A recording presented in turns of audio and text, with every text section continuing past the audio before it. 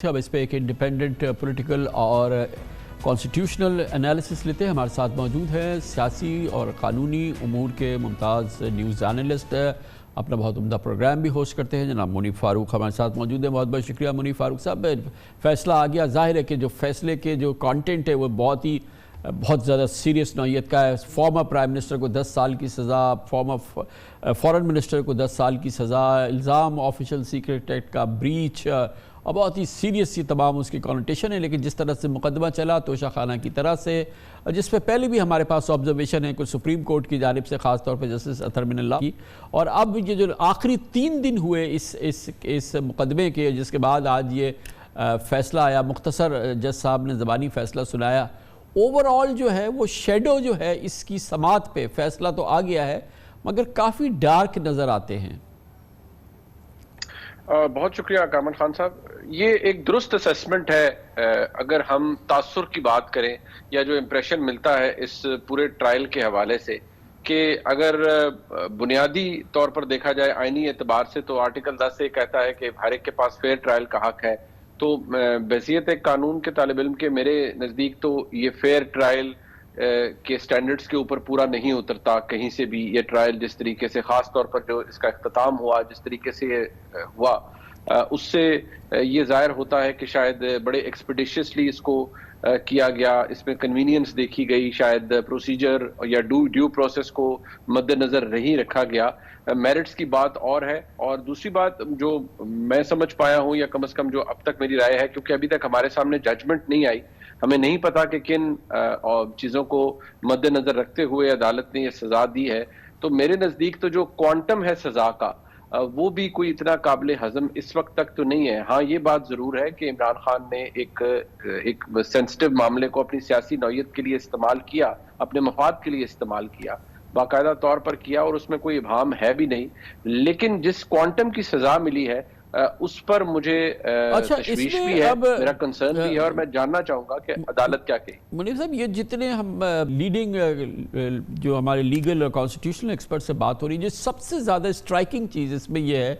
कि जिस तरह से इमरान खान साहब के वकील, जिन्होंने के एक केस में एडजमेंट मांगी थी, उसके बाद उनको उससे अलग कर दिया गया, और फिर फ़ौरन ही जज साहब ने 2 अटर्नीज़ जो कोर्ट के अपॉइंट कर दिए, और बहुत ही क्विकली उन 2 जो अटर्नीज़ अपॉइंट हो गए थे, उन्होंने कोई 1 दर्जन से ज़ायद गवाहान को जो है वो 2 दिन के अंदर निपटा दिया। ये जो एपिसोड इटसेल्फ है, जो पिछले 24 और 48 घंटे की है, ये शायद सबसे ज़्यादा स्ट्राइकिंग है उस आर्ग्यूमेंट के लिहाज से जो कि जिससे आपने अपनी इब्तिदा की। जी, यकीनी तौर पर कामरान खान साहब, और मुझे लगता है कि जब ये फैसला हमारे सामने आएगा और जब इस फैसले को चैलेंज किया जाएगा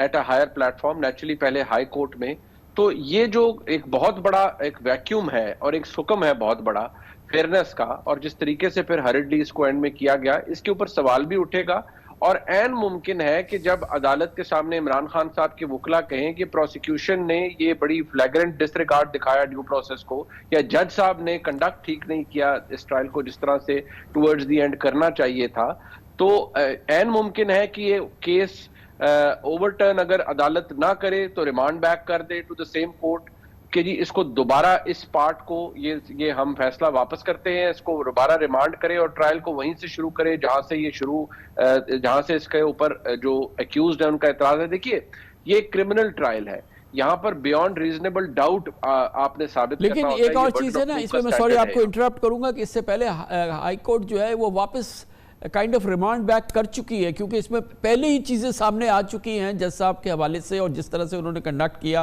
और फिर कहा कि आप दोबारा से इस चीज़ को शुरू करें। तो ये एक इस केस का जो रिकॉर्ड है वो काफ़ी इसमें डैमेजिंग नज़र आता है।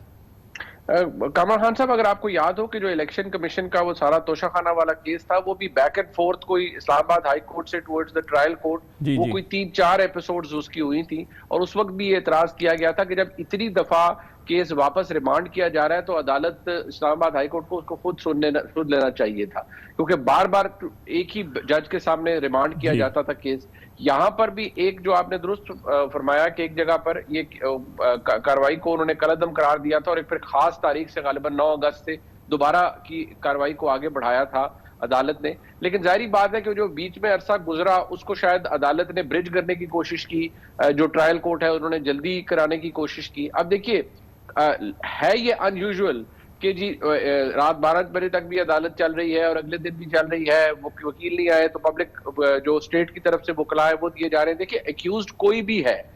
اگر وہ اپنے وکلا سے سیٹسفائیڈ ہی نہیں ہے, وہ اپنا وکیل اس کو مہیا ہی نہیں ہو رہا یا اس سے وہ مطمئن ہی نہیں ہے کہ وہ میرا کیس آرگیو کرے, اور اس کے بیسس پہ پھر وہیں پر سزا بھی ہو جاتی ہے, تو وہاں پر جو پرپز ہے ایک فیئر ٹرائل کا وہ تو ڈیفیٹ ہو جاتا ہے. کسی صورت بھی ہم یہ نہیں کہہ سکتے. ہاں یہ بات ضرور ہے کہ اگر آپ میرٹس کو دیکھیں تو ہم کوانٹم پہ یا سزا کی جتنی ٹائم ہے یعنی کہ 10 سال کی ہوئی ہے اس پہ ہم اعتراض ضرور کر سکتے ہیں کہ جی کیوں ہوا, ایسا کیا ایویڈنس سامنے عدالت کیا ہے. لیکن یہ بات بھی ہم ڈس ریگارڈ نہیں کر سکتے کہ عمران خان صاحب نے ایک سینسیٹیو نوعیت کے معاملے کو بہرحال اپنے سیاسی مقصد اور مفاد کے لیے استعمال تو کیا. ہمیں کوشچن کرنا ہے یہ سٹیٹمنٹ جو ہے یہ تو ظاہر ہے کہ اس پہ تو کوئی ڈاؤٹ ہی نہیں ہے, بالکل کوئی ڈاؤٹ ہی نہیں ہے. مگر اصل بات یہ ہے کہ اگر کہیں پہ کوئی میرٹ تھی تو جس طرح سے یہ ٹرائل ہوئے, چاہے وہ توشہ خانہ کا کیس ہو اس میں بھی کوئی میرٹ ہو, اور یہ والا جو کیس ہے اس میں بھی کوئی میرٹ ہو, تو جس طرح سے ٹرائل ہوئے اس سے تو الٹیمیٹلی تو مجھے یہ کہنا پڑے گا کہ جب یہ کیس جائے گا سپریم کورٹ وغیرہ میں تو یہ تو ان کو تو اس سے بہت فائدہ ہوگا. کامران خان صاحب, اگر آپ کو یاد ہوگا جس طرح سے پھر ایک زمانے میں I would not say it's a fair comparison, اس لیے کیونکہ بہرحال کیسز تو ان کے پیچھے جو ایک ڈرائیونگ فورس تھی وہ تو بائی اینڈ لارج ایک جیسی تھی پہلے بھی اور اب بھی, 2018 سے پہلے جو کچھ ہوا. لیکن آپ دیکھیے اس وقت بھی نظر آتا تھا کہ کیسز جب اپیل سٹیج کے اوپر جائیں گے, خاص طور پر جو احتساب عدالتوں سے اس وقت میاں نواز شریف کے خلاف ہوئے, تو ان میں پرابلم آئے گا اور یہ کورٹ اور یہ فیصلے ٹک نہیں پائیں گے. ان فیصلوں کے بارے بھی at the end of the day مجھے یہی لگتا ہے کہ جب ان کو انڈیپینڈنٹلی سنا جائے گا یا ان کے اندر جو مسائل ہیں ان کو پوائنٹ آؤٹ کیا جائے گا تو شاید یہ فیصلے بھی اپنی جگہ پر نہ ٹھہر سکیں. بہت بہت شکریہ. جناب منیف فاروق ہمارے ساتھ موجود تھے, اور اس کا ایک ہم جائزہ کال لیتے ہیں ایکسپرٹ اوپینین, اور وہ بھی کہ پاکستان میں سفارتکاری کے لحاظ سے سائفر کی کیا اہمیت ہے, پوری دنیا میں اس کی کیا اہمیت ہے اور اس کا کیسے تحفظ کیا جاتا ہے, یہ ہمیں بتائیں گی. ہمارے ساتھ موجود ہے پاکستان کی سابق سینئر سفارتکار, چائنا میں ایمبیسڈر بھی رہ چکی ہے, محترمہ نغمانہ ہاشمی. بہت بہت شکریہ نغمانہ صاحبہ, آپ نے ہمیں جوائن کیا. یہ فرمائیے گا کہ اس سے پہلے ہم نے کوئی نظیر نہیں دیکھی جب پاکستان میں آفیشیل سیکرٹ ایکٹ اور خاص طور پہ سائفر کے حوالے سے جو سائفر میسیجنگ ہوتی ہے اس حوالے سے کوئی کیس ہوا ہو اور اس کے بعد اس میں سزائیں ہوں. یہ کیس جو ہے یہ کس نوعیت کا, اور اس میں جو سیریسنس ہے, کیونکہ ظاہر ہے کہ اس میں former prime minister, former foreign minister, ان کو آج سزا ہو گئی ہے, کتنا سیریس یہ معاملہ آپ کے نزدیک ہے؟ السلام علیکم. سب سے پہلے تو بہت شکریہ مجھے اپنے پروگرام میں مدعو کرنے کا.